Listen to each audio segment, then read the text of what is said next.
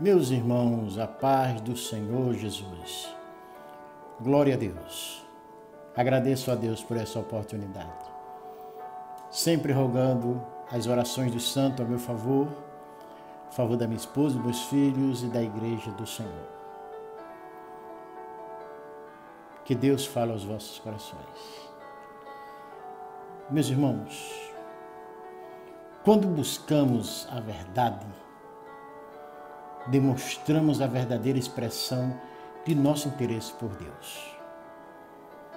Deus é a medida de todas as coisas, e o que Ele pensa é a medida de tudo o que devemos pensar.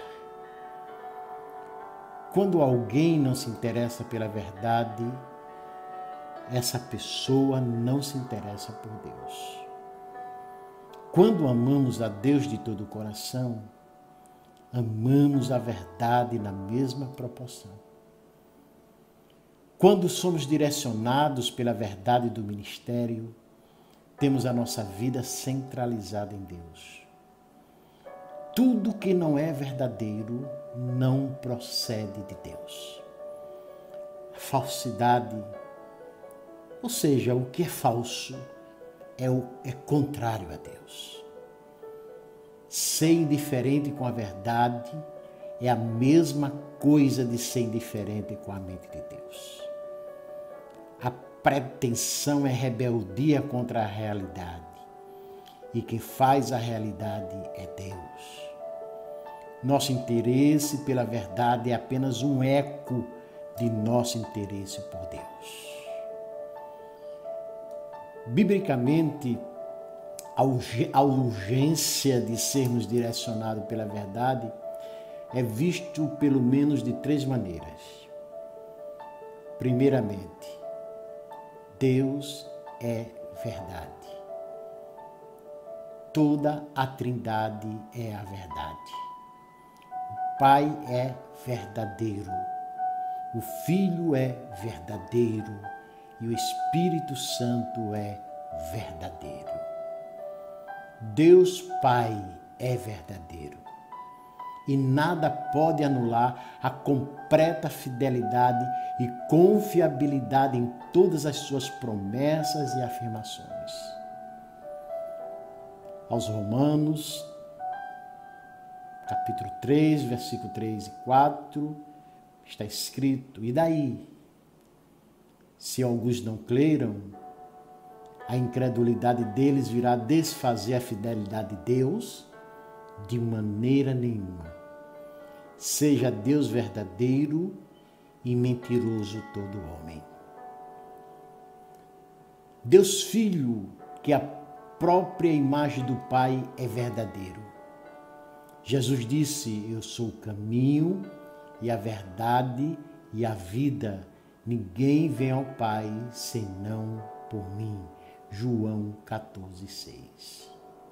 Em Apocalipse 19:11, João viu a Jesus glorificado como fiel e verdadeiro.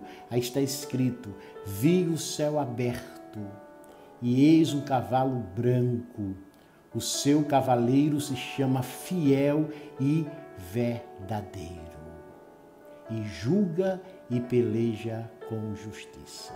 Glória a Deus. Deus Espírito, que pessoalmente no seu ministério em nós, vive a vida do Pai e do Filho, Ele é o Espírito da verdade. Jesus disse: quando, porém, vier o Consolador, que eu vos enviarei da parte do Pai, o Espírito da verdade, que dele procede, esse dará testemunho de mim. Quando vier, porém, o Espírito da verdade, ele vos guiará a toda a verdade. Está escrito em João 15:26 e o 16 e 13. Amar a Deus o Pai, o Filho e o Espírito Santo significa amar a verdade. Buscá-los é buscar a verdade. Paixão pela vindicação deles no mundo envolve uma paixão pela verdade. Não há qualquer separação entre Deus e a verdade. A expressão Deus precede Deus é amor. E Deus tem um conteúdo e significado. Deus é uma coisa e não outra coisa. Ele tem caráter. Sua natureza possui características que o definem. O interesse pelo verdadeiro Deus, que não é criado à nossa imagem, é o fundamento de uma vida direcionada pela verdade. A segunda maneira que podemos perceber a urgência bíblica de sermos direcionados pela verdade é a advertência de que não amar a verdade equivale a suicídio eterno. Paulo falou sobre um iníquo que no final dos tempos virá com todo poder e sinais e prodígios da mentira e com todo engano de injustiça aos que perecem, porque não acolheram o amor da verdade para serem salvos. Segunda carta de Paulo aos Tessalonicenses 2, 9 e 10.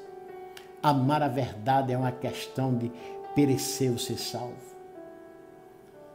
Indiferença para com a verdade é a característica peculiar da morte espiritual.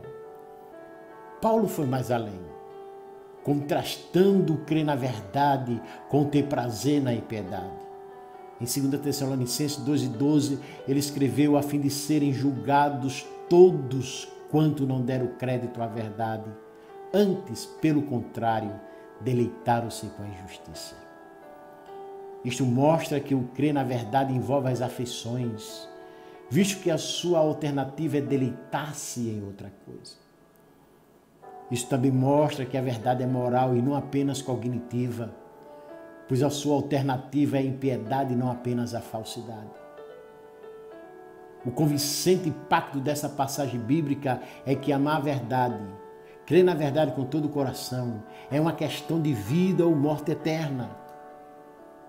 A terceira razão, porque digo que ser dirigido pela verdade é tão urgente, se encontra no fato de que o Novo Testamento, ele retrata o viver cristão como fruto do conhecer a verdade. Por exemplo, quando Paulo disse, não sabeis, com uma repreensão ou incentivo em relação a algum comportamento, estava mostrando que o verdadeiro conhecimento mudaria o comportamento. Aí em 1 Coríntios 6:15 está escrito, não sabeis que os vossos corpos são membros de Cristo? E eu, porventura, tomaria os membros de Cristo e os faria membros de meretriz? Absolutamente não. Isso significa que conhecer a verdade a respeito do corpo redimido de um crente é uma poderosa fonte de castidade. Aí ele prossegue, eu não sabeis que o homem que se une à prostituta forma o seu corpo com ela? Porque como se diz, serão os dois uma só carne. Acaso não sabeis que o vosso corpo é santuário do Espírito Santo, que está em vós, o qual tendes da parte de Deus e que não sois de vós mesmos? Não conhecer a verdade é uma grande causa de irreverência e imoralidade. A verdade é uma fonte de viver cristão santo. Você conhece a verdade e a verdade o torna livre do pecado para com Deus. Amar a verdade é uma marca de uma visão de mundo centralizado em Deus. É obediência ao primeiro e grande mandamento.